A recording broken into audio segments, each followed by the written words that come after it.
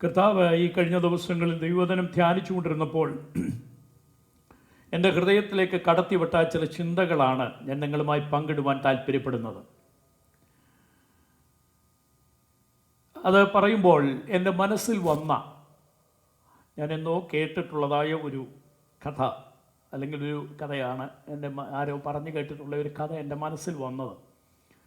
ഞാൻ നിങ്ങളോട് പറഞ്ഞ് വചനത്തിലേക്ക് വരുവാൻ താല്പര്യപ്പെടുകയാണ്.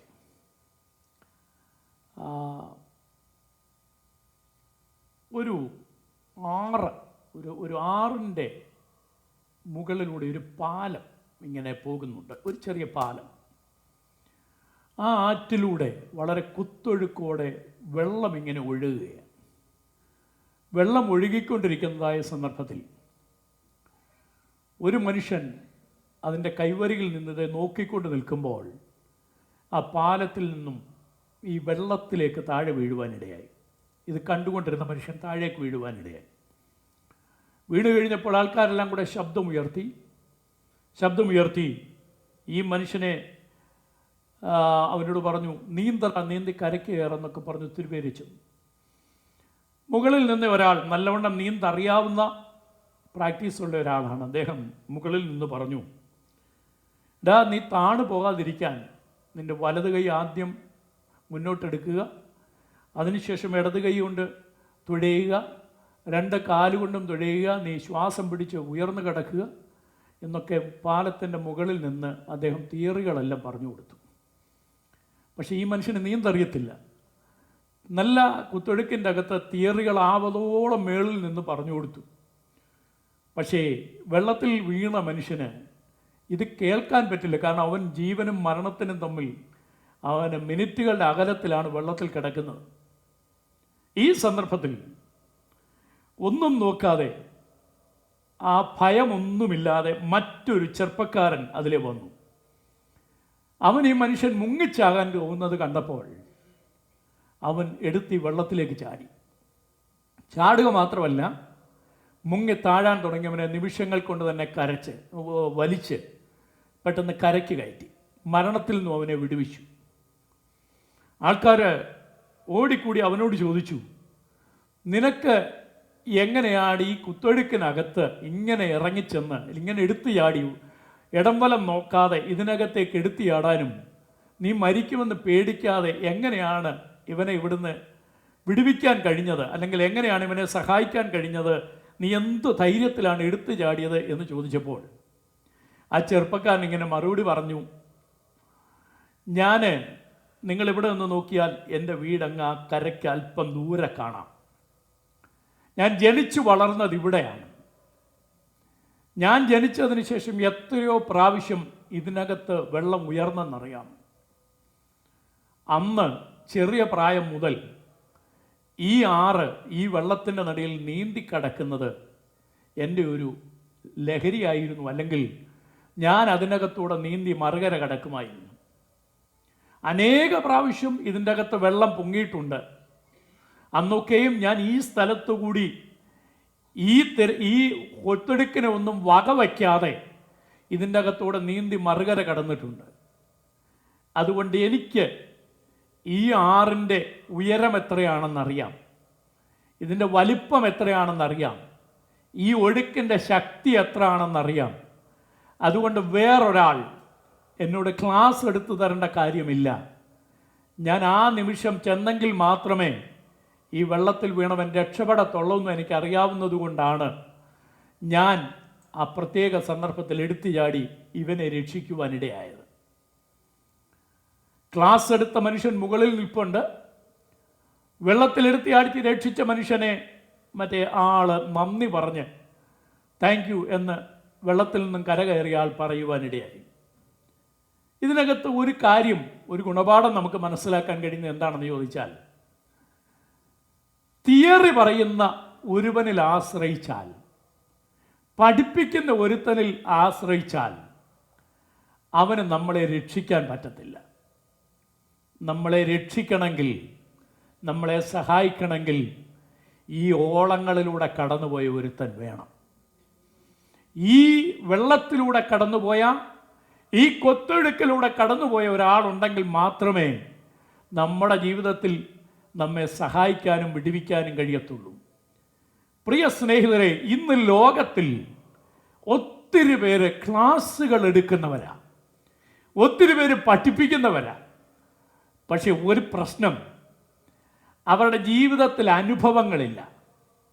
അവരുടെ ജീവിതത്തിൽ പ്രതിസന്ധികളെ നേരിട്ടും പ്രശ്നങ്ങളെ നേരിട്ടും വെല്ലുവിളികളെ നേരിട്ടുള്ള അനുഭവങ്ങളില്ലാത്തത് കൊണ്ട് അവരൊക്കെ മുകളിൽ നിന്ന് ജീവിതാവസാനം വരെ ക്ലാസ് പറയും. ഒരുപക്ഷേ ഈ മനുഷ്യനോട് പറഞ്ഞു കാണും, നിന്റെ ബുദ്ധികേട് കൊള്ളിയോ, നീ ഈ കൈവരിയിൽ വന്ന് നിൽക്കാമോ, ഇത്രയും വെള്ളമുണ്ടെന്ന് നിനക്കറിയത്തില്ലേ, നീ എന്തിനാ അവിടെ പോയി നിന്ന് നോക്കിയത്, വെള്ളത്തിൽ ചാടിയാൽ കൈയെടുത്ത് നിനക്ക് തുഴഞ്ഞു അക്കരെ കയറാൻ കഴിയത്തില്ലേ, ഞാനായിരുന്നെങ്കിൽ ചാടുമോ, എന്തെല്ലാം അഭിപ്രായങ്ങൾ പറയാമെന്നറിയാമോ കരയ്ക്ക് നിന്ന്. പക്ഷേ ജീവിതാനുഭവങ്ങളിലൂടെ പോയ ഒരാളിനെ സംബന്ധിച്ചിടത്തോളം അവന് അനുഭവങ്ങളുടെ അകത്ത് പോകുമ്പോൾ നമ്മളെ കുറ്റപ്പെടുത്തുകയല്ല, നമ്മുടെ കൂടെ നിന്ന് നമ്മെ വിടുവിക്കുന്നവനാണ്. എന്നെ കേൾക്കുന്ന സഹോദരങ്ങളോട് ഞാൻ ഒരു കാര്യം പറയട്ടെ, നമ്മെ കുറ്റപ്പെടുത്തുന്ന ഒരുവനെ അല്ല നമ്മൾ ഇന്ന് പകൽക്കാലം ആരാധിക്കുന്നത്, നമ്മളെ വിടുവിക്കുന്ന ഒരുവനെയാണ്. നമ്മുടെ അവസ്ഥകൾ അറിഞ്ഞ്, നാം കടന്നു പോകുന്ന പാതകൾ അറിഞ്ഞ്, നമ്മുടെ ജീവിതത്തിൻ്റെ ഓരോ അവസ്ഥകളും അറിഞ്ഞ് നമ്മെ വിടുവിക്കുന്നവനാണ് നമ്മുടെ കർത്താവ് എന്ന് ഇന്ന് പകൽക്കാലം ഉറപ്പില്ലാത്ത ആരെങ്കിലും ഉണ്ടെങ്കിൽ, നിങ്ങളുടെ പേഴ്സണലായിട്ടുള്ള വിഷയം ഞാൻ അറിയുന്നില്ലെങ്കിലും നിങ്ങളുടെ വ്യക്തിപരമായ എത്ര വലിയ വിഷയമായാലും അതിൻ്റെ കൂടെ ഇറങ്ങി വന്ന് വിടുവിപ്പാൻ കഴിവുള്ളവനാണ്. ഇത് അറിഞ്ഞവനും അനുഭവിച്ചവനുമാണ് എൻ്റെ കർത്താവ്. അതുകൊണ്ട് ഇന്ന് പകലിൽ നിങ്ങൾ വിശ്വാസത്തോടെ ഈ വചനം കേൾക്കുമ്പോൾ ആമേൻ പറയുവാനിടയായാൽ നിന്റെ മുമ്പിലെ ഏറ്റവും വലിയ പ്രശ്നങ്ങളുടെ മുമ്പിലും പറയുക, എൻ്റെ കർത്താവ് ഇതിൻ്റെ മേൽ ജയാളി ആയതിനാൽ എനിക്കും ഈ വിഷയത്തിൽ ദൈവം ജയം തരും. സ്തോത്രം. എത്ര പേർക്ക് ഞാൻ പറഞ്ഞ് മനസ്സിലായി? ഈ പ്രതിബന്ധങ്ങളെ അതിജീവിച്ചവനാണ് എൻ്റെ കർത്താവ്. അതുകൊണ്ട് തന്നെ എൻ്റെ ദൈവം എനിക്ക് ജയം തരും. സാത്താൻ്റെ വെല്ലുവിളികൾ, പ്രലോഭനങ്ങൾ, നിരവധി കാര്യങ്ങൾ, ക്രൂശുമരണം വരെ കർത്താവ് സഹിച്ചതാണ്. എന്നാൽ ഒരു കാര്യം ഉറപ്പാണ്, ഇതൊക്കെ സഹിച്ചപ്പോൾ വെറുതെ സഹിച്ചതല്ല, അതെന്തിനു വേണ്ടിയാണ് സഹിച്ചതെന്ന് എബ്രായ ലേഖനത്തിൽ ഒരു പദം നമുക്ക് കാണാൻ കഴിയുന്നുണ്ട്. Now let's turn our attention to Hebrews chapter 2 verse 18. എബ്രായ ലേഖനം 2-ാം അധ്യായത്തിൻ്റെ 18-ാം വാക്യം.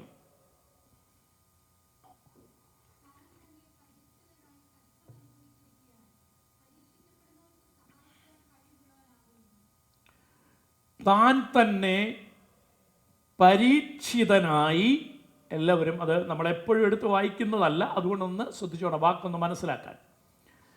താൻ തന്നെ പരീക്ഷിതനായി കഷ്ടമനുഭവിച്ചിരിക്കയാൽ, താൻ തന്നെ പരീക്ഷിതനായി കഷ്ടം അനുഭവിച്ചിരിക്കയാൽ പരീക്ഷിക്കപ്പെടുന്നവർക്ക് സഹായിപ്പാൻ അല്ലെങ്കിൽ പരീക്ഷിക്കപ്പെടുന്നവരെ സഹായിപ്പാൻ കഴിവുള്ളവനാണ് കർത്താവ് എന്നാണ് പറഞ്ഞിരിക്കുന്നത്. For because he himself has suffered when tempted. യേശു ക്രിസ്തു, Jesus Christ himself has suffered when he tempted. At the same time, he is able to help those who are being tempted. ഞാൻ ഇത് അല്പമായി വിശദീകരിച്ച് പറയുവാൻ ഞാൻ ആഗ്രഹിക്കുകയാണ്. ഞാൻ പറഞ്ഞല്ലോ, നമ്മുടെ ജീവിതത്തിൽ ഒരു കഷ്ടത ഉണ്ടാകുമ്പോൾ ആരെങ്കിലും നമ്മളെ ഉള്ളവണ്ണം ഒന്ന് അറിഞ്ഞ് ഒരാശ്വാസം പകർന്നിരുന്നെങ്കിൽ, ഒന്ന് വിടുവിച്ചിരുന്നെങ്കിൽ എന്ന് ആഗ്രഹിക്കാറുണ്ടെങ്കിലും പല സന്ദർഭങ്ങളിലും നമ്മുടെ ഉള്ള അവസ്ഥ അറിഞ്ഞ് ചിലപ്പം ഭാര്യ കാണത്തില്ല, ചിലപ്പം ഭർത്താവിനെയോ പാസ്റ്ററെയോ സഹോദരങ്ങളെയോ കിട്ടിയെന്ന് വരത്തില്ല. ഒന്നുറപ്പാണ്, എൻ്റെ ഉള്ള അവസ്ഥ അറിഞ്ഞ് എന്നെ വിടുവിക്കാൻ കഴിയുന്നത് എൻ്റെ കർത്താവിന് മാത്രമേ ഉള്ളൂ. ഇല്ലേ? അങ്ങനെ ജീവിതത്തിൽ അനുഭവങ്ങളുള്ള ആരെങ്കിലും ഇന്ന് പകൽക്കാലം ഇവിടെ ഇരിപ്പുണ്ടോ? മറ്റുള്ളവർക്ക് അറിയാൻ കഴിയാത്ത അനുഭവം എൻ്റെ കർത്താവിന് എൻ്റെ ജീവിതത്തെക്കുറിച്ച് അറിയാമെന്ന് വിശ്വസിക്കുന്നവർക്ക് നാവ് തുറന്ന രാമൻ പറയാം.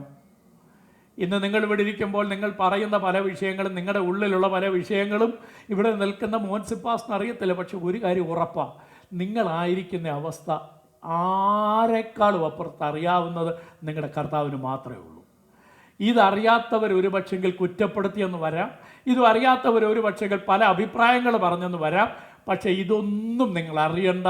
ഇത്ര അറിഞ്ഞാൽ മതി, ഇന്നലകളിൽ എൻ്റെ ഉള്ള അവസ്ഥ അറിഞ്ഞ് എന്നെ വിടുവിച്ച ദൈവം ഇന്നും എന്നെ വിടുവിപ്പാൻ ശക്തനാണ്. സ്തോത്രം. അപ്പോൾ ഇതാണ് ഒരു ദൈവപൈതലിൻ്റെ ജീവിതത്തിലെ ഏറ്റവും വലിയ ഉറപ്പും ഭാഗ്യവും ധൈര്യവും എന്താണെന്ന് ചോദിച്ചാൽ, എൻ്റെ യേശു ക്രിസ്തു ഒരു മനുഷ്യനായി ഭൂമിയിൽ വന്നതിനാൽ എൻ്റെ ജീവിതത്തിനകത്ത് അവൻ പല അവൻ്റെ ജീവിതത്തിൽ യേശു കർത്താവ് ഒരു മനുഷ്യനായി ഭൂമിയിൽ വന്നതിനാൽ നിരവധി കഷ്ടങ്ങളിലൂടെയും പ്രതിസന്ധികളിലൂടെയും അവൻ കടന്നുപോയി. അതിൻ്റെ മേലെല്ലാം അവൻ ജയാളിയായി. ആ കർത്താവാണ് പറഞ്ഞത്, ഞാൻ പരീക്ഷിതനായി കഷ്ടമനുഭവിച്ചിരിക്കുകയാൽ നിന്റെ കഷ്ടങ്ങളിൽ നിന്നെ സഹായിപ്പാൻ ഞാൻ കഴിവുള്ളവൻ തന്നെയാണ്. നിന്റെ പരീക്ഷകളിൽ ഞാൻ സഹായിപ്പാൻ കഴിവുള്ളവൻ തന്നെയാണ്. അതുകൊണ്ട് കഷ്ടം അനുഭവിക്കുന്നവനെ വിടുവിക്കാൻ കഴിവുള്ള ഒരു കർത്താവിനെ കുറിച്ചാണ് ഇന്ന് പകൽക്കാലം നമ്മൾ ഒരുമിച്ച് ചിന്തിക്കുവാൻ താല്പര്യപ്പെടുന്നത്. കഷ്ടം അനുഭവിക്കുന്നവനെ വിടുവിപ്പാൻ കഴിവുള്ള ഒരു ക്രിസ്തുവിനെ കുറിച്ചാണ് നമ്മൾ ഇന്ന് പകൽക്കാലം ഇവിടെ ചിന്തിക്കുവാൻ താല്പര്യപ്പെടുന്നത്. ഞാൻ പറഞ്ഞല്ലോ, പശ്ചാത്തലങ്ങൾ നിങ്ങൾക്ക് ഏകദേശം മനസ്സിലായി. അപ്പോൾ കർത്താവ് ഒരു കഷ്ടത അനുഭവിച്ചിട്ടില്ലായിരുന്നെങ്കിൽ, ഒരു ടെംപ്റ്റേഷൻ തൻ്റെ മുമ്പിൽ വന്നിട്ടില്ലായിരുന്നെങ്കിൽ, ഒരു വെല്ലുവിളി തനിക്ക് വന്നിട്ടില്ലായിരുന്നെങ്കിൽ നമുക്കിങ്ങനെ പറയാമായിരുന്നു, ഈ കർത്താവിന് എന്നെക്കുറിച്ചൊന്നും അറിയത്തില്ല, എൻ്റെ വേദനയൊന്നും അറിയത്തില്ല എന്ന് പറയാമായിരുന്നു.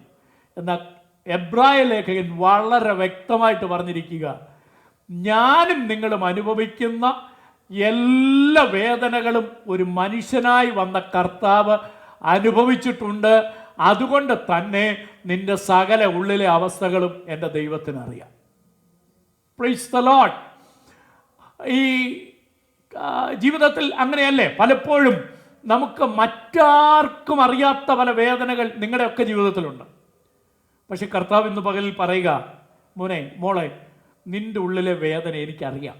കാരണം ഞാൻ പറയാം, ലോകത്തിലെ മനുഷ്യനെല്ലാം ചോദ്യം ചെയ്യുന്ന ഒരു കാര്യമുണ്ട്, എന്തിനാണ് ദൈവപുത്രനായ ക്രിസ്തു മനുഷ്യപുത്രനായിട്ട് ഈ ലോകത്തിലേക്ക് വന്നത്?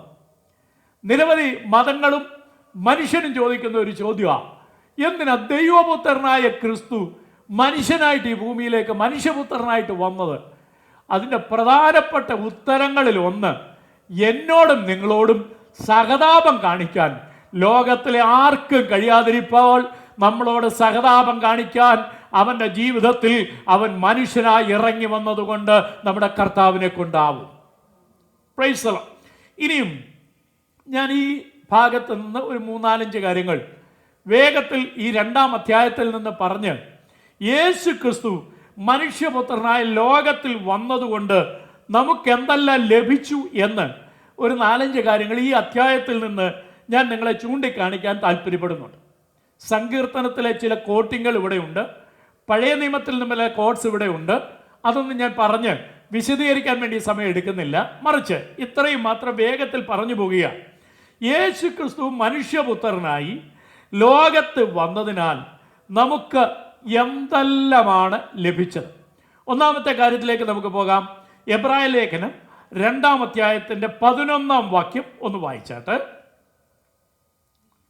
Hebrews chapter 2 verse 11.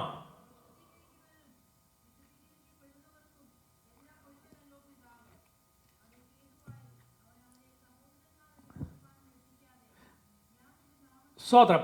ഒന്നാമത്തെ കാര്യം ഞാൻ പറയാം, യേശു ക്രിസ്തു ഭൂമിയിൽ വന്നതിനാൽ നമ്മുടെ അവസ്ഥയ്ക്ക് മാറ്റം വന്ന് അവൻ്റെ സഹോദരന്മാരെന്ന് നമ്മളെ വിളിക്കാൻ തയ്യാറായി. സ്തോത്രം. ദൈവമക്കളെ, ഈ വചനം ധ്യാനിച്ചു കൊണ്ടപ്പോൾ എൻ്റെ ഹൃദയത്തിൽ വന്ന ഒരു ചിന്തയാണ്, യേശു ക്രിസ്തുവിൻ്റെ സഹോദരനെന്ന് വിളിക്കാൻ എനിക്ക് എന്ത് യോഗ്യതയാണുള്ളത്? ഒരു യോഗ്യതയുമില്ല. പക്ഷേ എന്താണ് സംഭവിച്ചതെന്നറിയാമോ? അവൻ ഈ ഭൂമിയിൽ ഒരു മനുഷ്യനായി വന്നതുകൊണ്ട്, മനുഷ്യപുത്രനായി വന്നതുകൊണ്ട് ലഭിച്ച ഏറ്റവും വലിയ ഭാഗ്യം എന്താണെന്ന് ചോദിച്ചാൽ, അവൻ്റെ സഹോദരൻ എന്ന് വിളിക്കപ്പെടുവാൻ ഇടയായി. അതിവിടെ എഴുതിയിരിക്കുന്ന പദം എങ്ങനെയാണ്? വിശുദ്ധീകരിക്കുന്നവനും വിശുദ്ധീകരിക്കപ്പെടുന്നവർക്കും എല്ലാം ഒരുവനല്ലോ പിതാവ് എന്ന് പറഞ്ഞാൽ, ഒരു ബൈബിൾ സ്റ്റഡി പോലെ അങ്ങായിക്കോട്ട് കുഴപ്പമൊന്നുമില്ല.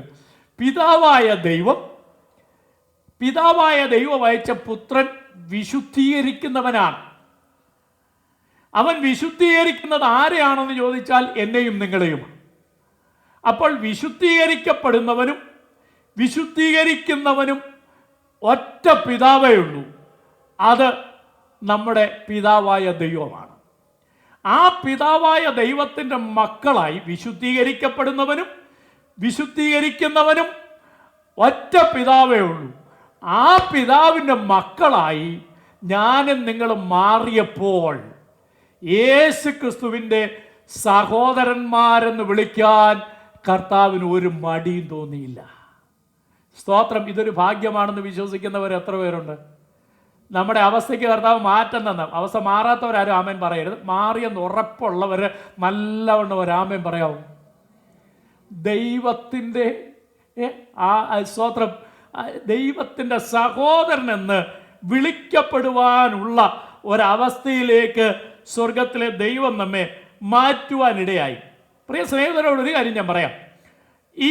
ഇതിൻ്റെ ഒരു വാക്യം കൂടി ഒന്ന് വായിച്ചാൽ, 17-ാം വാക്യം കൂടി ഒന്ന് വായിച്ചാൽ, 17 verse 17.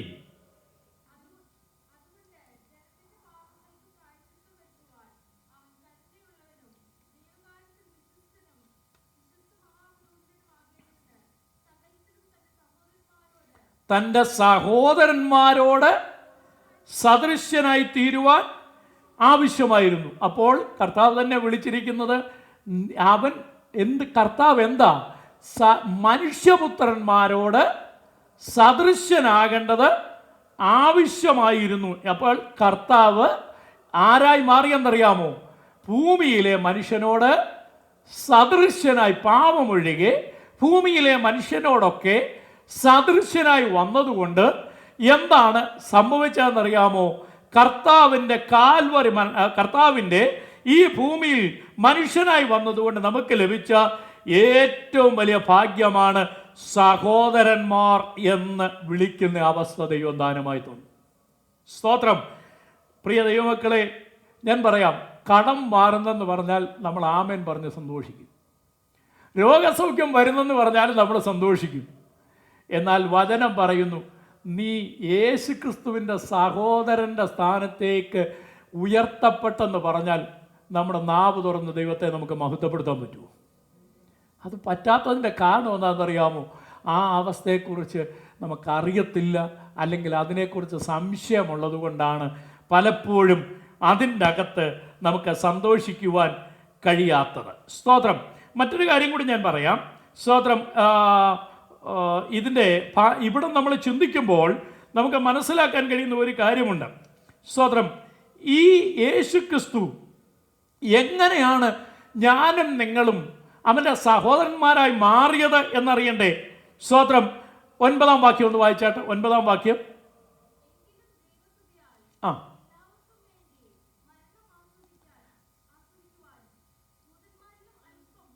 എങ്കിലും ദൈവകൃപയാൽ എല്ലാവർക്കും വേണ്ടി മരണം കർത്താവ് എന്തോ ചെയ്തെന്നാ?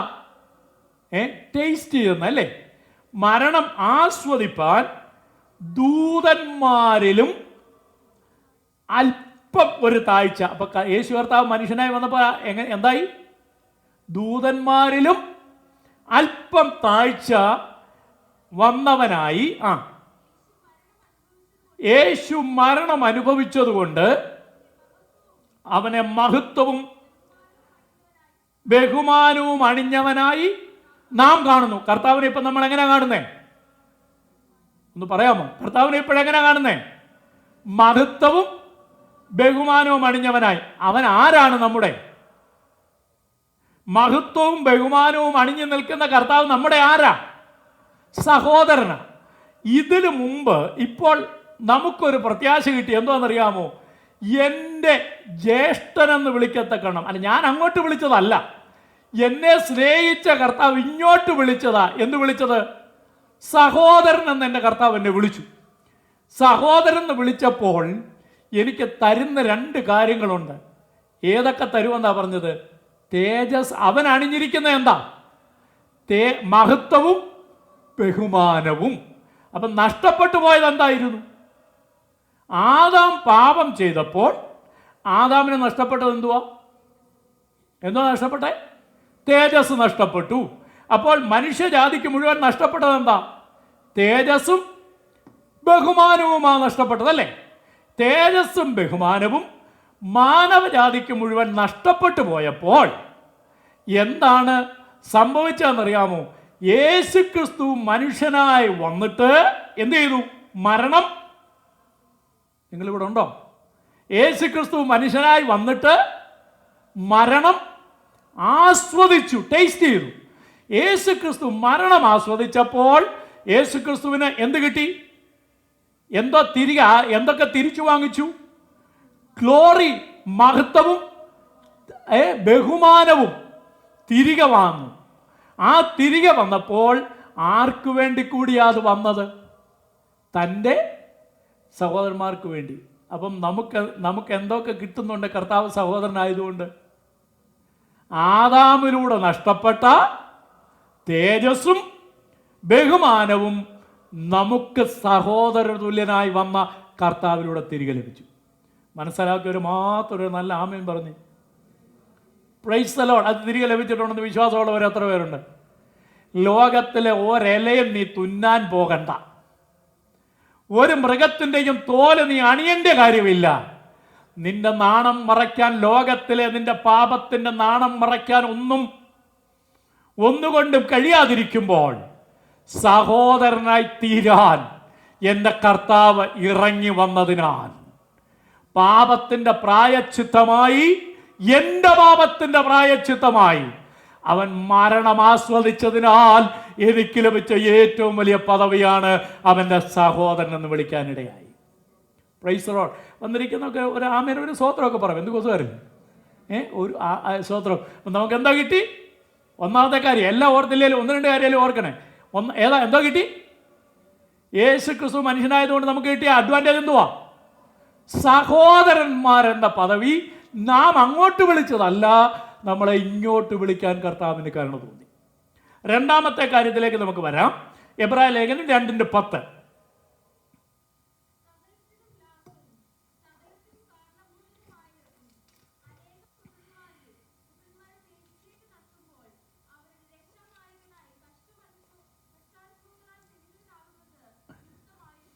ശ്രദ്ധിച്ചോണേ, സകലത്തിനും, ബൈബിൾ ഉള്ളവർ ശ്രദ്ധിച്ചോണം, അല്ലെ ഇത് കാണാൻ ഒക്കത്തില്ല എനിക്ക്. ഓക്കെ.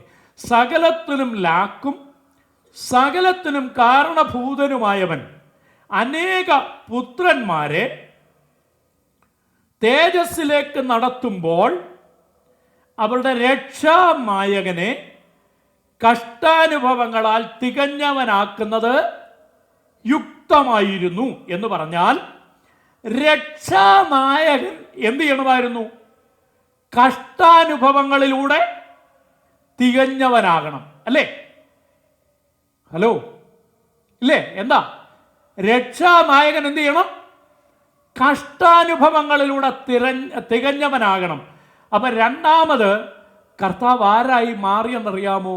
നമ്മുടെ രക്ഷയുടെ നായകനായി മാറി.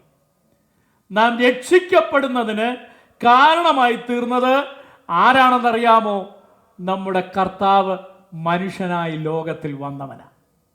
ലോകത്തിൽ വന്ന കഷ്ടതകളിൽ തികഞ്ഞവനായിരുന്നില്ലെങ്കിൽ എന്ത് സംഭവിക്കുകയല്ല?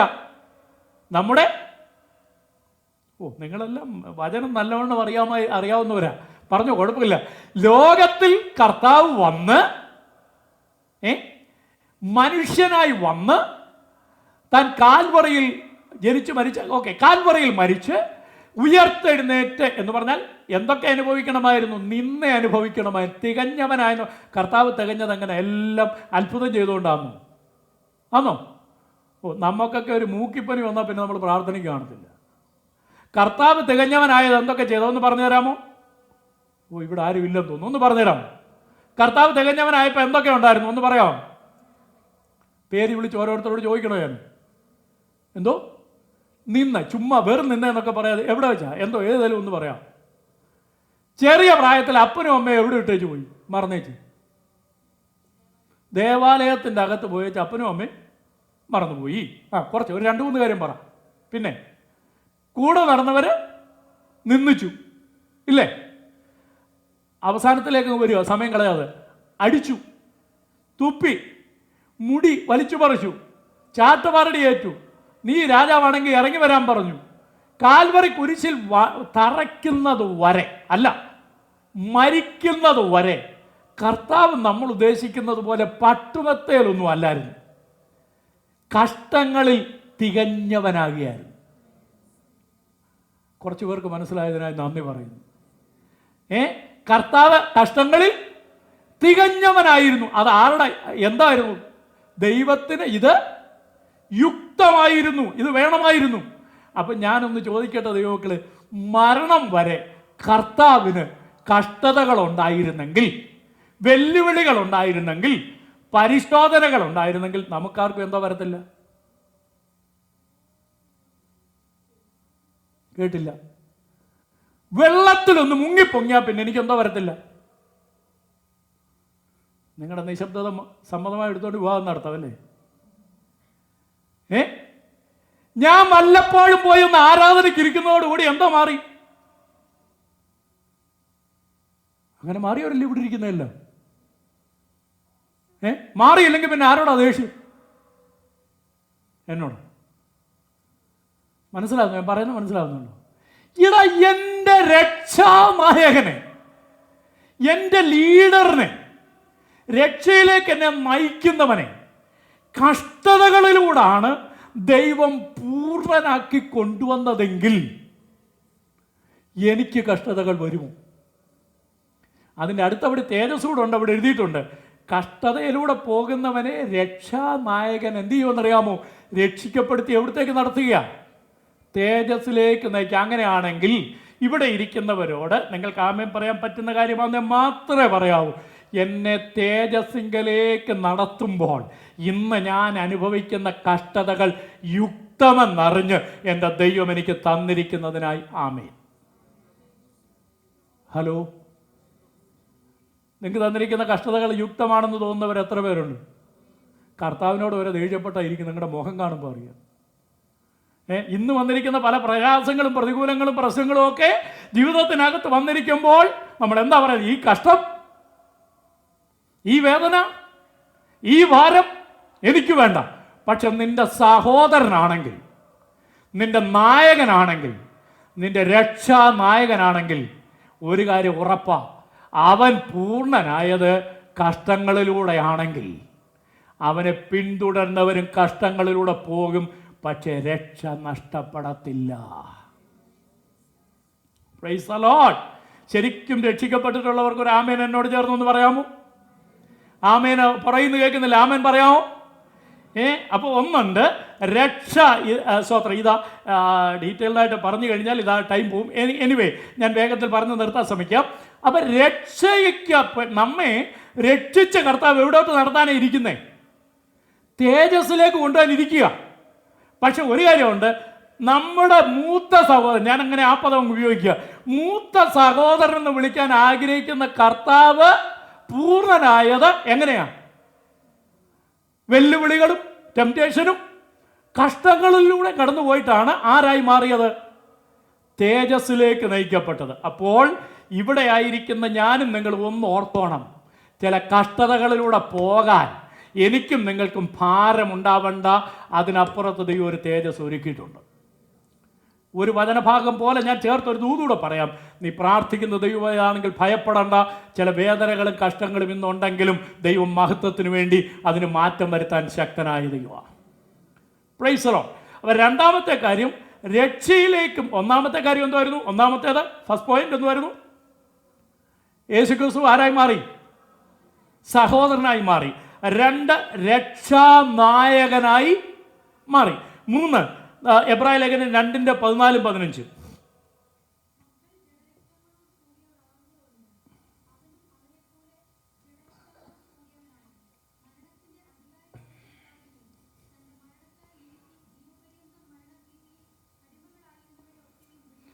സ്തോത്രം. മൂന്നാമത്തെ കാര്യം ഞാൻ പറയാൻ താല്പര്യപ്പെടുന്നത്, യേശുക്രിസ്തുവിൻ്റെ മരണത്താൽ മരണാധികാരിയായിരുന്ന പിശാചിനെ നീക്കി നമ്മെ മരണഭയത്തിൽ നിന്ന് വിടുവിച്ചു. ഒറ്റ വാക്കിൽ പറഞ്ഞാൽ മരണഭയത്തിൽ നമ്മെ വിടുവിച്ചു.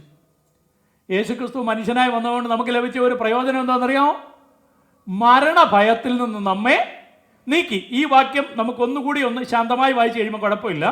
മക്കൾ ജഡരക്തങ്ങളോട് കൂടിയവർ ആകൊണ്ട്, അല്ലേ? മക്കൾ ജഡരക്തങ്ങളോട് കൂടിയവർ ആകൊണ്ട് അവനും എന്ന് പറഞ്ഞാൽ യേശുക്രിസ്തുവും അവരെ പോലെ ജഡരക്തങ്ങളോട് കൂടിയവനായി മരണത്തിൻ്റെ അധികാരിയായ പിശാചിനെ മരണത്താൽ നീക്കി. അല്ലേ? കർത്താവ് ഇപ്പം മനസ്സിലായോ? അതുവരെ മനുഷ്യൻ എന്തോ വിചാരിച്ചതെന്നറിയാമോ? യേശുക്രിസ്തുവിൻ്റെ മരണം വരെ മനുഷ്യൻ്റെ പലരുടെയും ചിന്ത അതുകൊണ്ടെല്ലാം അങ്ങ് അവസാനിക്കുന്നെന്നാണ്. ഈ റോമാലേഖനം കൊരിന്ത ലേഖനമൊക്കെ ജീവിതത്തിൻ്റെ മരണാനന്തര ജീവിതത്തെക്കുറിച്ച് വളരെ വ്യക്തമായി നമ്മളെ പഠിപ്പിക്കുന്നുണ്ട്. ലേഖനങ്ങൾ പലതും, പൗലോസിൻ്റെ ലേഖനങ്ങളൊക്കെ. അതെന്തിനാണെന്നറിയാമോ? മനുഷ്യനൊരു ഭയം അവനെ വ്യാപരിച്ചു. എന്താണെന്നറിയാമോ? മരണം കൊണ്ടെല്ലാം, മരണം കൊണ്ട് സകലതും അവസാനിക്കുക, മരണം കൊണ്ടെല്ലാം തീരുകയാണ്, ഇനിയും ഒന്നുമില്ല. അപ്പം മനുഷ്യൻ ഏറ്റവും ഭയപ്പെട്ടിരുന്ന വിഷയം എന്തായിരുന്നു? മരണം. അപ്പൊ കർത്താവ് എന്തോ എന്നറിയാമോ? ഒരു ദൈവമായിട്ടിരുന്ന് ഈ മരണം മാറ്റിയാൽ എനിക്കും നിങ്ങൾക്കും വിശ്വസിക്കാൻ പറ്റത്തില്ല. പറ്റുമോ? പറ്റത്തില്ല. ഈ മരണത്തെ മാറ്റുന്നത് കർത്താവ് ഒരു ദൈവമായിട്ടിരുന്നുകൊണ്ടല്ല, മറിച്ച് എങ്ങനെയാണ്? മനുഷ്യനായിട്ട് ഇറങ്ങി വന്ന്, മക്കൾ ജഡരക്തങ്ങളോടെന്ന് പറഞ്ഞാൽ എന്തോ അതിൻ്റെ അർത്ഥം? ഞാൻ നിങ്ങളും ആരാ? നമുക്കെന്തുവാ ഉള്ളേ? എന്തോന്ന് പോലും അറിഞ്ഞില്ല. വെറും ജഡോ. നമുക്കെന്തോ ഉള്ളേ? ജഡവും രക്തവും. മക്കൾക്ക് എന്തോ ഉള്ളത്? ജഡവും രക്തവുമാണ്. അപ്പൊ അവർക്ക് ഏറ്റവും വലിയ പേടി എന്തിനെയാണ്? ജഡരക്തങ്ങളോടുകൂടിയ മനുഷ്യന് ഏറ്റവും വലിയ പേടി എന്തിനെയാണ്? മരണം. ആ മരണത്തെ സ്വർഗത്തിലിരുന്ന് ക്യാൻസൽ ചെയ്യുക അല്ല ചെയ്തത്, മറിച്ച് എന്താണെന്നറിയാമോ? ആ ഭയത്തെ ക്യാൻസൽ ചെയ്യാൻ ജഡത്തോടു കൂടിയ രക്തത്തോടു കൂടിയ ഒരു മനുഷ്യനായി കർത്താവ് ഈ ഭൂമിയിലേക്ക് ഇറങ്ങി വന്നു.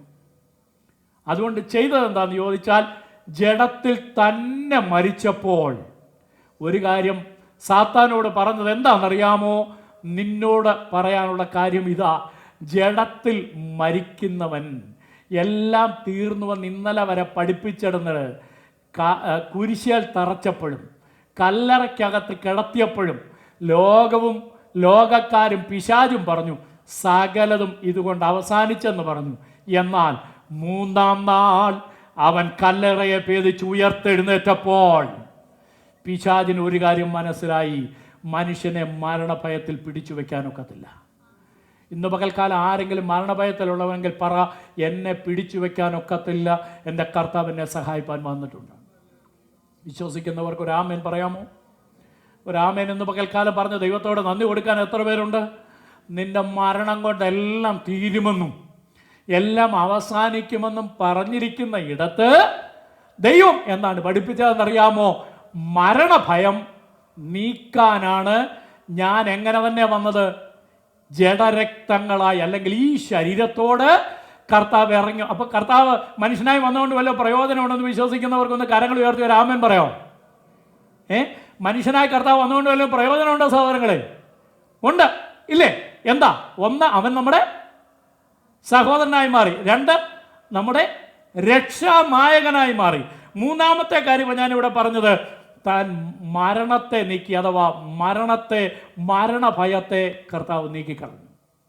ഇവിടെ നിന്ന് ഞാൻ പ്രാർത്ഥിച്ച അവസാനം ഇന്ന് എനിക്ക് വചനം ചിന്തിച്ചപ്പോൾ തന്ന ഒരു കാര്യം ഞാൻ നിങ്ങളോട് പറയാം. 2 ദിവസമായി ഭാഗം ഞാൻ ശരിക്കും ധ്യാനിച്ചുകൊണ്ടിരിക്കുക. കർത്താവ് പറഞ്ഞു, ചില മരണഭയങ്ങൾ ഉള്ളവർ ഇന്നിവിടെ കാണുമെന്ന് പറഞ്ഞു. ദൈവാത്മാവിൽ ഞാനത് വിശ്വസിച്ചുകൊണ്ടാണ് വന്നിരിക്കുന്നത്. ആ ഭയങ്ങളെ മാറ്റുന്ന ഒരു പകലായിരിക്കും. വിശ്വസിച്ചാൽ ഇത് കഴിയുമ്പോൾ ദൈവം അനുവദിക്കുന്നെങ്കിൽ, സമയം ഉണ്ടെങ്കിൽ ഒരു പാട്ട് പാടി ആ പ്രാർത്ഥിക്കുന്ന സമയത്ത് ഏതെങ്കിലും ഭയമുള്ളവരുണ്ടെങ്കിൽ നിങ്ങൾ മുൻപിലേക്ക് വന്നാൽ നിങ്ങൾക്ക് വേണ്ടി ഞാൻ പ്രാർത്ഥിക്കും. ഇല്ല, നിങ്ങൾ ഉള്ള സ്ഥലങ്ങളിൽ നിന്നുകൊണ്ട് ചില ഭയങ്ങൾ ഇന്ന് പകൽക്കാലം മാറ്റുന്ന ദൈവത്തിൻ്റെ ശക്തി. ഇവിടെ പ്രാർത്ഥിക്കുന്നതിൻ്റെ വിടുതലുകൾ പലരും വിളിച്ച് സാക്ഷ്യം പറഞ്ഞപ്പോഴാണ് എനിക്കും തോന്നിയത്, ആൾക്കാർക്ക് വേണ്ടി പ്രാർത്ഥിക്കണമെന്ന് കുറച്ചുകൂടി എനിക്ക് തോന്നിയത്. അതുകൊണ്ട് തന്നെയാണ് ഞാൻ പറഞ്ഞത്, യേശുക്രിസ്തു മനുഷ്യനായി വന്നതിനാൽ എനിക്ക് ലഭിച്ച ഏറ്റവും വലിയ ഭാഗങ്ങളിലൊന്ന് മരണഭയം മാറിപ്പോയി. Price the Lord. അടുത്തതിലേക്ക് വേഗത്തിൽ വരാം. സ്തോത്രം. 2:17.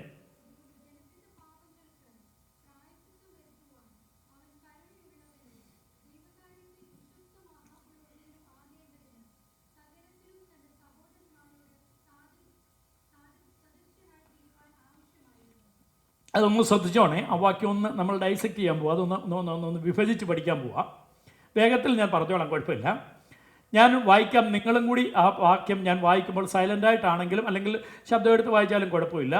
അതുകൊണ്ട് ജനത്തിൻ്റെ പാപങ്ങൾക്ക് എന്ന് പറഞ്ഞാൽ, ജനത്തിൻ്റെ എന്ന് പറഞ്ഞാൽ നമ്മുടെ പാപങ്ങൾക്ക് പ്രായശ്ചിത്തം വരുത്തുവാൻ അവൻ കരുണയുള്ളവനും. അപ്പം നമ്മുടെ പാപങ്ങൾക്ക് പ്രായശ്ചിത്തം വരണമെങ്കിൽ നമ്മളോട് എന്തോ തോന്നണം? കരുണ തോന്നണം. അപ്പോൾ കർത്താവിന് ഇവിടെ നമുക്ക് കാണാൻ കഴിയുന്ന എന്തുവാ? ക്രിസ്തുവിന് നമ്മോട്, ക്രിസ്തു മനുഷ്യനായി വന്നുകൊണ്ട് കിട്ടുന്ന പ്രയോജനം എന്തുവാ? നമ്മോടുള്ള കരുണ, അല്ലേ? നമ്മോടുള്ള മേഴ്സി, നമ്മോടുള്ള കരുണ. അടുത്തത് കരുണയും പിന്നെ കരുണയുള്ളവനും ദൈവകാര്യത്തിൽ വിശ്വസ്ത മഹാപുരോഹിതനുമാകേണ്ടതിന്, അല്ലേ? ദൈവകാര്യത്തിൽ ആരാണ്? വിശ്വസ്ത മഹാപുരോഹിതൻ്റെ ചുമതല എന്തുവാ? നിങ്ങൾ ലേവ്യ പുസ്തകമൊക്കെ പഠിച്ചിട്ടുള്ളവർ അറിയാവുന്നവരുണ്ടോ? ഒന്ന് പറയാം. ആരെങ്കിലും 1-2 പേര് ശരിയോ തെറ്റോ എന്തെങ്കിലും ആവട്ടെ ഒന്ന് പറയാം. ജനത്തിനു വേണ്ടി ഇടിവിൽ നിൽക്കുക. ആണ്ടിലൊരിക്കൽ അവൻ ആലയത്തിനകത്ത് കയറുമ്പോൾ, യാഗം അർപ്പിക്കുമ്പോൾ ജനത്തിനു വേണ്ടി ഇടിവിൽ നിൽക്കുക. അവൻ്റെ ജീവിതത്തിൻ്റെ അകത്ത് അവൻ ഇടിവിൽ നിൽക്കുക. അപ്പം മഹാപുരോഹിതൻ്റെ ജോലി എന്തുവാ? ജനത്തിനു വേണ്ടി ഇടിവിൽ ഇൻ്റർസീഡ് ചെയ്യുക, ജനത്തിനു വേണ്ടി ഇടിവിൽ നിൽക്കുകയാണ്. അപ്പോൾ കർത്താവ് ഈ ഒന്ന് ഞാൻ പറയാം. നിങ്ങൾ ഈ മഹാപുരോഹിതന്മാരെ 1-2 പേരെ ഞാനൊന്ന് കാണിക്കട്ടെ. നിങ്ങൾക്ക് അറിയാവുന്ന ഒന്ന് പറഞ്ഞാൽ. ഏലി പുരോഹിതനെ കുറിച്ച് കേട്ടിട്ടുണ്ടോ? നല്ലൊരു പുരോഹിതനായിരുന്നു. പക്ഷേ അവിടെ ചെന്ന് കണ്ണുനീരോടെ ഇങ്ങനെ പ്രാർത്ഥിച്ചുകൊണ്ടിരുന്ന അമ്മച്ചിയുടെ പ്രാർത്ഥന കേട്ടപ്പം ദൈവം നിന്നെ വിടുവിക്കട്ടെന്നും പറഞ്ഞ് ഇൻ്റർസീഡ് ചെയ്യാമെന്നോ ചെയ്തേ? ഹലോ, ഇൻ്റർസീഡ് ചെയ്യാമെന്നോ ചെയ്തേ? എന്തോ ചെയ്ത്? നിനക്കെന്തുവാ? സ്ഥാനം കിട്ടിയാൽ പിന്നെ പ്രാർത്ഥന തിരിച്ചറിയത്തില്ല, അല്ലേ? പുരോഹിതനാ, പക്ഷെ എന്തുവാ? മഹാപുരോഹിതന. എന്തു ചെയ്യാന്നറിയാമോ? താൻ ഈ സ്ത്രീ പ്രാർത്ഥിക്കുന്നത് കണ്ടേച്ച് എന്താ പറയുക? വീഞ്ഞു കുടിച്ച് നിനക്ക് അത് പിടിച്ചിരിക്കുക, അല്ലേ? അത് ഇടിവിൽ നിൽക്കുമായിരുന്നോ? അല്ലയോ? ആയിരുന്നു? ഇടിവിൽ നിൽക്കുമായിരുന്നോ? അല്ല. അതുപോലെ തന്നെ അവസാനം നമുക്കറിയാം, മക്കളെ കുറിച്ച് പറഞ്ഞപ്പോഴും കുടുംബത്തിൻ്റെ അകത്ത് നേരെ മക്കളെ വളർക്കാതിരുന്നേച്ച് അവസാനം പറഞ്ഞപ്പോഴും അതിനൊരു ഒഴുക്കം പറ്റില്ല. ആ ഭാഗത്തേക്കൊന്നും ഞാൻ പോകുന്നില്ല. ഉദാഹരണങ്ങളൊക്കെ പറഞ്ഞങ്ങ് വിടുകയായിരുന്നു. ഇപ്പം പുരോഹിതനാണെങ്കിലും ശരിയാ, ആർക്കും സത്യം ഞാൻ പറയാം, ആർക്കും ശരിയായി ഒറ്റ മനുഷ്യന് മധ്യസ്ഥത അണയ്ക്കാൻ കഴിഞ്ഞില്ല. കാരണം എന്താണെന്നറിയാമോ? മനുഷ്യനോട് അവൻ്റെ പാപത്തിലൂടെ അവൻ പോകുമ്പോൾ കരുണയുമില്ലായിരുന്നു. മനുഷ്യനോട് കരുണയുമില്ല. അപ്പോൾ തന്നെ രണ്ടാമത്തെ കാര്യം എന്താണെന്ന് ചെയ്തറിയാമെന്നറിയാമോ? വിശ്വസ്തത. പൗരോഹിത്യത്തിൽ വിശ്വസ്തതയും പുലർത്താതെ വന്നപ്പോൾ നമുക്ക് വേണ്ടിയുള്ള ശ്രേഷ്ഠ മഹാപുരോഹിതനായി കർത്താവ്, യേശു കർത്താവ് മനുഷ്യനായി ഭൂമിയിൽ വന്നതിനാൽ നമ്മുടെ പാപങ്ങൾക്ക് പ്രായശ്ചിത്തമായി, നമ്മുടെ പാപങ്ങൾക്ക് പരിഹാരമായി യേശു കർത്താവ് എന്താണ് ചെയ്തത് എന്നാണ് നമ്മൾ അവിടെ കണ്ടത്. നമ്മുടെ പാപങ്ങളുടെ പരിഹാരത്തിനായി കർത്താവിന് നമ്മളോട് കരുണ തോന്നി പ്രായശ്ചിത്തം ചെയ്തു. അതാണ് താൻ തന്നെ ഒരു യാഗമായി അർപ്പിച്ചു. സ്തോത്രം. മഹാപുരോഹിതന്മാർ കൊണ്ടുവരുന്ന യാഗത്തിൽ നിന്നും അവരുടെ മക്കളെ മുപ്പല്ലിയിൽ കുത്തിയെടുക്കുമ്പോൾ കൊണ്ടുവരുന്നതിൻ്റെ ഭാഗം അനുഭവിച്ചു കൊണ്ടിരുന്നപ്പോൾ യേശു ക്രിസ്തു ഒരു ഭാഗവും അനുഭവിക്കാതെ തൻ്റെ തന്നെ ശരീരം ഒരു യാഗമായി സമർപ്പിച്ചു. Price the Lord. ദൈവത്തോട് മനുഷ്യനോട് കരുണയും, അപ്പോൾ തന്നെ ദൈവത്തോട് ദൈവിക ശുശ്രൂഷയിൽ എന്തുകൊണ്ട് വിശ്വസ്ത എന്തുവായിരുന്നു അവിടെ? വിശ്വസ്ത മഹാപുരോഹിതനും. അപ്പം നമുക്ക് ക്രിസ്തു വന്നതുകൊണ്ട് കിട്ടിയത് ഒറ്റ പുരോഹിതന്മാർ, അതിനു മുമ്പേ ഉള്ള പുരോഹിതന്മാരെ കൊണ്ടൊന്നും എല്ലാവർക്കും എന്തുകൊണ്ടായിരുന്നു? കുറവുകളും ബലഹീനതകളും ഉണ്ടായിരുന്നു. എന്നാൽ ദൈവത്തോട് വിശ്വസ്തതയുള്ള ഒരു പുരോഹിതനെ നമുക്ക് കിട്ടി, യേശു കർത്താവ് ഈ ഭൂമിയിൽ വന്നതുകൊണ്ട്. ഇനി ഞാൻ മുൻപോട്ട് പോകുന്നില്ല സ്നേഹിതരെ. കർത്താവ് ഈ ഭൂമിയിൽ മനുഷ്യനായി വന്നതുകൊണ്ട് നിങ്ങൾക്ക് എന്തെങ്കിലും പ്രയോജനമുണ്ടെന്ന് വിശ്വസിക്കുന്നവർ എത്ര പേരുണ്ട്? നമ്മുടെ സഹോദര തുല്യനായി മാറി. 2, നമ്മെ രക്ഷയിലേക്കും തേജസ്സിലേക്കും നയിക്കുന്ന നായകനായി മാറി. 3, മരണഭയം നമ്മിൽ നിന്ന് മാറ്റിക്കളഞ്ഞു. 4, നമ്മോട് കരുണയുള്ളവനും ദൈവസേവനത്തിൽ വിശ്വസ്തതയുള്ള മഹാപുരോഹിതനുമായി കർത്താവ് മാറുവാനിടയായി. അപ്പോൾ കർത്താവ് വന്നതുകൊണ്ട് ഇത്രയേ ഉള്ളോ? കർത്താവ് വന്നുകൊണ്ട് എന്തൊക്കെയാണ് പറഞ്ഞത്? 1, എന്താ കിട്ടും? സഹോദരൻ എന്ന പദവി കിട്ടും. 2, രക്ഷ കിട്ടും. 3, മരണഭയം മാറും. 4, ദൈവത്തിൻ്റെ സംരക്ഷണം. അത് പറഞ്ഞായിരുന്നു, ദൈവിക സംരക്ഷണം.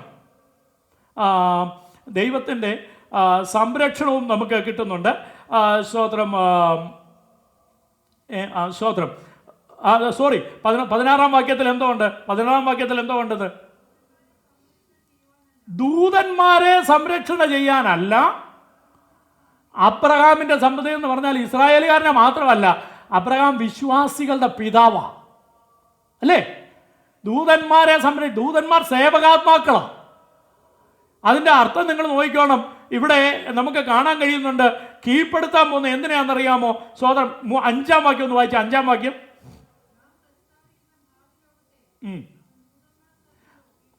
ഭാവിലോകത്തെ ആർക്ക് വേണ്ടിയാണ് കീഴ്പ്പെടുത്തി വെച്ചിരിക്കുന്നത്? തൻ്റെ സഹോദരന്മാർക്ക് വേണ്ടി. ആർക്ക് വേണ്ടി അല്ല? ഇത്രയും ശക്തരായ ദൂതന്മാർക്ക് വേണ്ടി അല്ല. ആർക്ക് വേണ്ടിയാണ്? ഒരിക്കലെന്ന് ചോദിച്ചാൽ വിശ്വാസികളായ ദൈവമക്കൾക്കാണ്. അബ്രഹാമിൻ്റെ സന്തതിക്ക് വേണ്ടിയാണ് ഭാവി ലോകത്തെ ദൈവം കീഴ്പ്പെടുത്തി വച്ചിരിക്കുന്നത്. അങ്ങനെ കീഴ്പ്പെടുത്തി വച്ചിരിക്കുമ്പോൾ 16-ാം വാക്യത്തിൽ നമ്മൾ കണ്ടത് എന്താണെന്നറിയാമോ? അബ്രഹാമിൻ്റെ സന്തതി എന്ന് പറഞ്ഞാൽ വിശ്വാസികൾക്ക് അവൻ സംരക്ഷണം ഒരുക്കിയിട്ടുണ്ട്. ഇന്ന് പകൽക്കാലം സന്തോഷിക്കാൻ വല്ല വകയുണ്ടോ ദൈവമക്കളെ? ഞാനൊരു സഹോദരൻ മാത്രമല്ല, ഞാൻ രക്ഷിക്കപ്പെട്ടവൻ മാത്രമല്ല, ഞാൻ വിശ്വസ്തനായ മഹാപുരോഹിതൻ്റെ കീഴിലുള്ളവൻ മാത്രമല്ല, എന്നേക്ക് എൻ്റെ കർത്താവിൻ്റെ സംരക്ഷണമുണ്ട്. യേശുവിൻ്റെ നാമത്തിൽ ഇന്ന് പകൽക്കാലം വിശ്വസിക്കുന്ന ദൈവമക്കൾ എത്ര പേരുണ്ട്? മരണഭയത്തിൻ്റെ മുന്നിൽ ഇന്ന് പകൽക്കാലം പറയാമോ, എൻ്റെ ദൈവം എന്നെ വിടുവിക്കുന്ന ദൈവമാണ്? വിശ്വസിക്കുന്ന ദൈവമക്കൾ ഇന്ന് പകൽക്കാലം എത്ര പേരുണ്ട്? ചില മരണഭയങ്ങളുടെ മുമ്പിൽ ഇന്ന് പകൽക്കാലം എന്നെ സംരക്ഷിക്കുന്നത് എൻ്റെ ദൈവമാണ്. വിശ്വസിക്കുന്ന ദൈവമക്കൾക്ക് മാത്രമേ അത് ജീവിതത്തിൽ പറയുവാൻ കഴിയത്തുള്ളൂ. അങ്ങനെയുള്ളവന് എന്തോ വരാം. അപ്പം കർത്താവ് ഈ അവസ്ഥകളിലൂടെ ഒക്കെ മനുഷ്യനായിപ്പോയി, സഹോദരനായിപ്പോയി, രക്ഷാനായകനായിപ്പോയി, അതുപോലെ തന്നെ മരണത്തിൻ്റെ ഭീതിയിലൂടെ പോയി, ഇതെല്ലാം മഹാപുരോഹിതനായിട്ട് പോയി. ഈ അവസ്ഥകളിലൂടെയൊക്കെ കർത്താവ് കടന്നു പോയപ്പോൾ 18-ാം വാക്യം പറഞ്ഞ് ഞാൻ നിർത്താം. അങ്ങനെ കടന്നു പോയപ്പോൾ 18-ാം വാക്യം. അങ്ങനെ പോയ കർത്താവ് എന്തോ ചെയ്തിരിക്കുക? താൻ തന്നെ പരീക്ഷിതനായി എന്ന് പറഞ്ഞാൽ കർത്താവ് എന്തോ ചെയ്തു? He himself suffered. കർത്താവ് തന്നെ പരീക്ഷിക്കപ്പെട്ടത് കൊണ്ട് കർത്താവിന് എന്തോ ചെയ്യാൻ പറ്റും? പരീക്ഷിക്കപ്പെടുന്നവരെ ഉറപ്പുള്ളവർ എത്ര പേരുണ്ട് ദൈവമക്കളെ? എൻ്റെ കർത്താവ് ഇതൊക്കെ സഹിച്ചതിനാൽ എന്നെ വിടിവിപ്പാൻ ശക്തനെന്ന് പറയാവുന്നവർക്ക് രാമൻ പറയാം.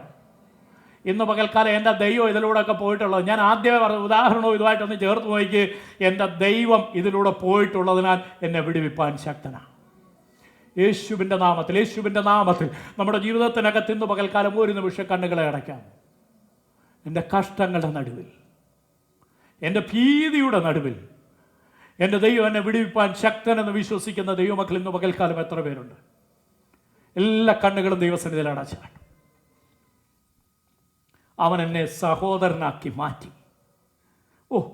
ഇന്ന് പകൽക്കാലം നിന്നെ സ്നേഹിപ്പാൻ ആരുമില്ലാതിരിക്കുമ്പോൾ, നിന്നെ ഒന്ന് പേര് വിളിക്കാൻ ആരുമില്ലാതിരിക്കുമ്പോൾ, നിന്നെ എല്ലാവരും നിന്ദിക്കുമ്പോൾ, നിന്നെ എല്ലാവരും അപമാനിക്കുമ്പോൾ, നിനക്കിന്ന് പകൽക്കാലം പറയാമോ, എൻ്റെ കർത്താവ് എന്നെ പേര് ചൊല്ലി വിളിക്കുന്നു.